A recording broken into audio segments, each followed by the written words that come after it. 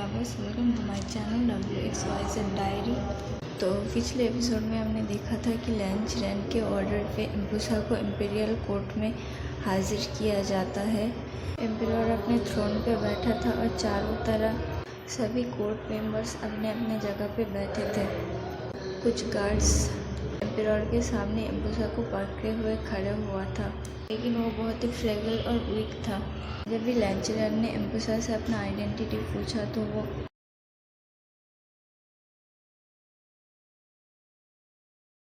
चक्कर खा के गिरने वाला था कि यांग ने उसे पकड़ लिया। किंग किंग क्या हुआ? किंग प्लीज़ आंखें खोलो, किंग प्लीज़।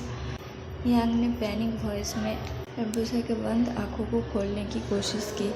उसे ये डर था, इम्पुसा पहले से ही फ्रेगल और वीक था। अगर उसे कुछ हो गया तो वो अपने पैक के मेंबर्स को क्या जवाब देगा। उधर यांग के बाहों में इम्पुसा बेहोश पड़ा हुआ था और दूसरी तरफ कोर्ट के सभी मेंबर शॉकिंगली खड़े हुए थे, क्योंकि यांग ने इम्पुसा को किंग कह के संबोधन किया था।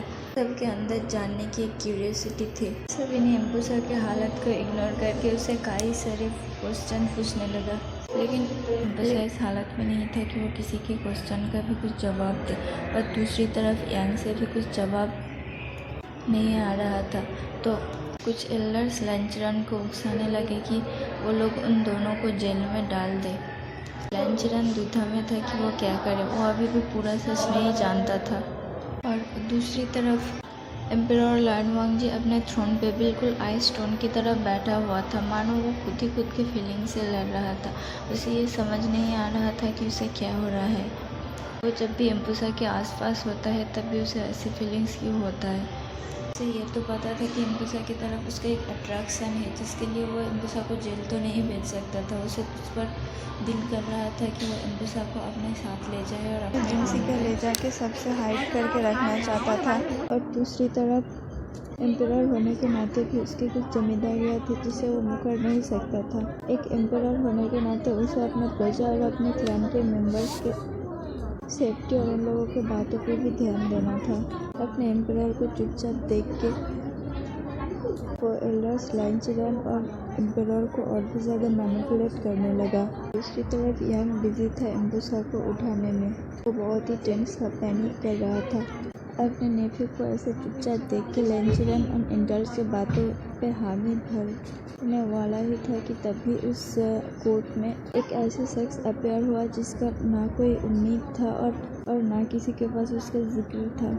उस पर्सन के अपेयर होते ही पूरा कोर्ट एकाएक शांत हो गया। लैन चिरेन, लैन सिचन और वो सारे एल्डर्स जो उस पर्सन को पहले से पहचानते थे, उनका आंखें तो मानो अपने जगह से निकलने की देरी ही थी। सब मदहोश होकर उनको देख रहा था। जो लोग उसे नहीं जानता था वो लोग क्यूरियस थे। उस में अपेयर होते ही वो पर्सन पहले पूरी सभा की तरफ एक नज़र देखा और फिर इम्पुसा की तरफ दौड़ के गया। इम्पुसा के सिर को अपने गोदी में लिया और उसके सिर को सहलाने लगा। आसियान, मेरा बच्चा, प्लीज़ उठ जाओ, कह के उसने एक टैलिस्मान इम्पुसा के फोरहेड पे रखा और फिर इम्पुसा को अपना स्पिरिचुअल एनर्जी ट्रांसफ़र करने लगा। लेकिन जब इम्पुसा की तबीयत में थोड़ी सुधार आई तो उसने इम्पुसा को यांग को सौंप दिया और उठ खड़ा हुआ। पर्सन को वैसे देख के लैन चिरेन अपनी जगह से खड़े हो गया और इसके साथ साथ लैन सिचन और उन सारे एल्डर्स भी जो उनको जानते थे। सभी ने अपनी जगह से उठकर उनके सामने अपना सिर झुका दिया और उनको बाव किया। लैन चिरेन के चेहरे पे एक मुस्कुराहट थी, मानो वो यही चाहता था कि उस पर्सन वहाँ आए। वो उस पर्सन के इंतज़ार में ही बैठा था। उसने एक बार फिर से उस पर्सन को बाव किया और कहा, इमोर्टल बाव संसरन, हमें हमारी गलती के लिए माफ़ कर दीजिए, लेकिन हम इन सब के पीछे कारण जानना चाहते हैं। आखिर आप इतने दिन कहाँ पे थे? और ये इम्पुसा, आपने उसे आसियान कह कर बुलाया, क्या इसका मतलब ये वही है? प्लीज़ हमें एक्सप्लेन कीजिए इमोर्टल बाव संसरन। लेकिन बाव संसरन के चेहरे पर गुस्सा था। उसने कहा, तुम लोगों ने मेरे ग्रैंडसन को जेल में डालने के बारे में सोचा भी कैसे? और चिरेन, तुमने उन लोगों की बातों में हामी कैसे भरी, और वो भी इतना आसानी से बिना उसे जज किए? बाव संसरन की बातें सुन के सभी एल्डर्स अपने सिर नीचे झुका दिया और सभी ने उनसे माफ़ी मांगी। बाओ सेलन ने कहा, मुझसे माफ़ी मांग के कोई फ़ायदा नहीं है। माफ़ी आप लोगों को मेरे आसियान से मांगना पड़ेगा। अगर आसियान ने आप लोगों को माफ़ कर दिया तो मैं भी आप लोगों को माफ़ करने वाला कौन होता हूँ। गलत आप लोगों ने आसियान के साथ किया है। उसका ऐसे हालत देखकर भी आप लोगों ने उसे जेल में डालने के बारे में सोचा और उसे घसीटते हुए यहाँ तक लेके आए। अब शायद मुझे अपने डिसीज़न पे रिग्रेट हो रहा है कि मैंने आसियान को क्यों भेजा यहाँ। आसियान के यहाँ आने से पहले ही मुझे उसे रोक लेना चाहिए था। उसकी ये बातें कहते ही लैन सिचन और लैन चिरन और कुछ एल्डर्स बाओ सेलन के पैरों में गिर गए। प्लीज़ इमोर्टल, ऐसा मत कहिए, इस दिन का हमें कब से इंतज़ार था। वो दोनों फाइनली मिलेंगे। प्लीज़ अभी मैं माफ़ कर दीजिए। हम आसियान से भी माफ़ी मांग लेंगे। वो बहुत अच्छा है दिल से। हमें लगता है कि वो हमें माफ़ कर देंगे, लेकिन अगर वो हमें माफ़ ना भी करे तो हम अपना गलती के लिए पनिशमेंट भुगतने के लिए तैयार हैं। लेकिन प्लीज़ आप उसे यहाँ से मत लेके जाइए। फिर बाओ सेलन ने कहा, ठीक है, ये बात तो आसियान ही डिसाइड करेगा कि वो आप लोगों को माफ़ करेगा कि नहीं। आप लोग उसके गुनहगार हो। लैन सिचन अभी भी बाओ सेलन के पैरों में गिरा हुआ था। उसने अपने शॉकिंग और क्यूरियस वॉइस में कहा, इमोर्टल, प्लीज़ हमें एक्सप्लेन कीजिए इन सब का शुरुआत कैसे हुआ। हमारा आसियान का सोल तो इन आयरन के ग्रस्त में था और इन आयरन के डिस्ट्रॉय होते हुए आसियान का सोल भी पूरी तरह से डिस्ट्रॉय हो चुका था। तो फिर ये पर्सन कौन है? ये तो बिल्कुल आसियान जैसा ही दिखता है, लेकिन ये इम्पूसा है और आप इसे अपना ग्रैंडचिल्ड्रन बता रहा है।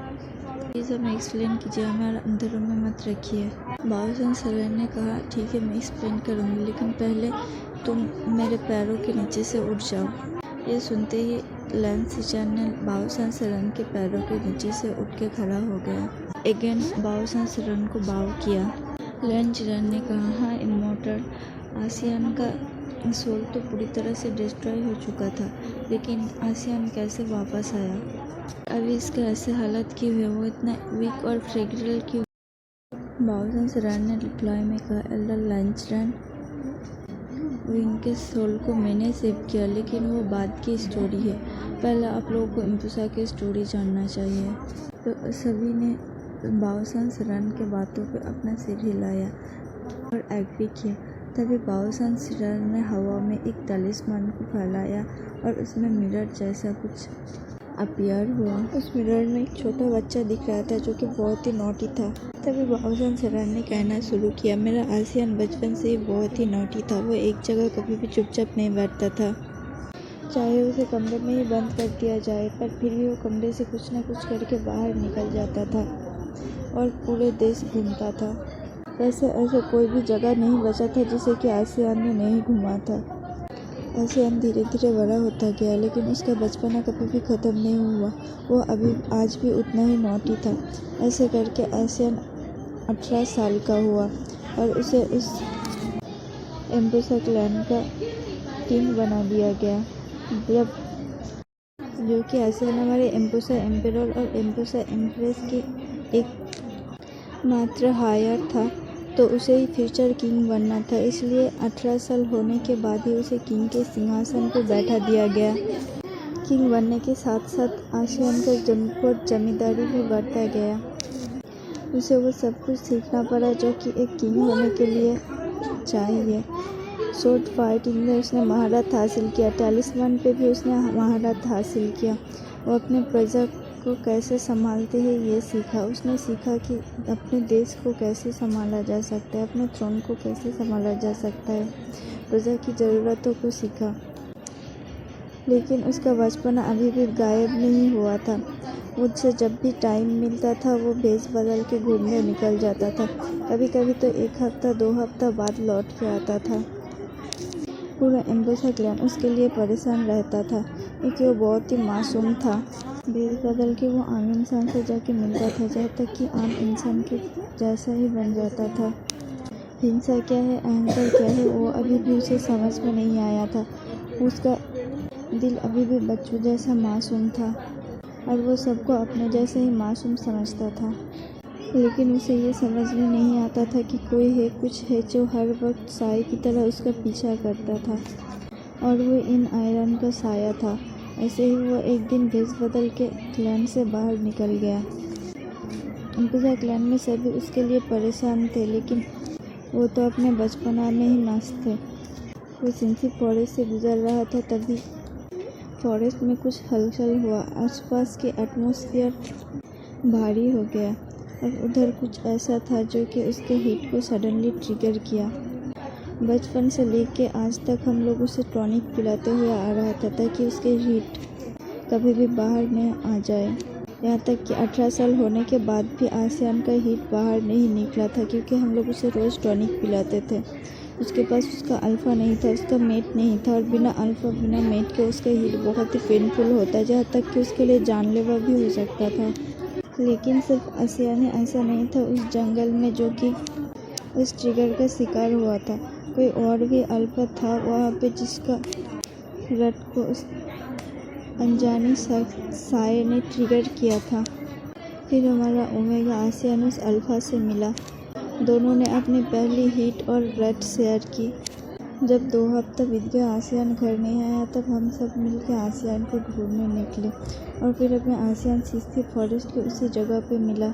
वो उधर बेहोश पड़ा था और उसका हालत बहुत ही नाजुक था। हमने उसे अम्बुजा क्लैन लेके गया। महल ले जाके उस इम्पीरियल डॉक्टर ने उसका चेकअप किया।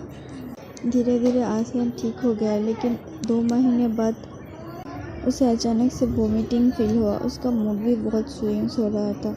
इम्पीरियल डॉक्टर ने कहा कि आसियान प्रेग्नेंट है, और वो बच्चा किसी साधारण अल्फ़ा का नहीं है। जिस अल्फ़ा का है वो बहुत ही ताकतवर, बहुत ही शक्तिशाली है।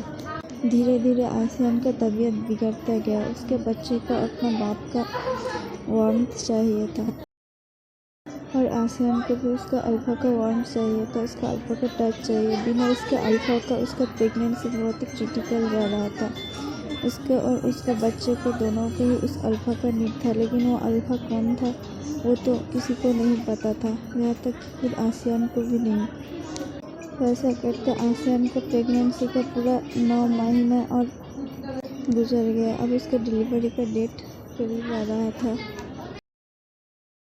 चलिए इस पार्ट को यहीं ख़त्म करते हैं। आसपास बहुत ही बैकग्राउंड नॉइज़ है, इसलिए मैं 2 दिन से वीडियो भी नहीं बना पाए। तो आज के लिए देखने के लिए थैंक यू, और बाय बाय फॉर टुडे।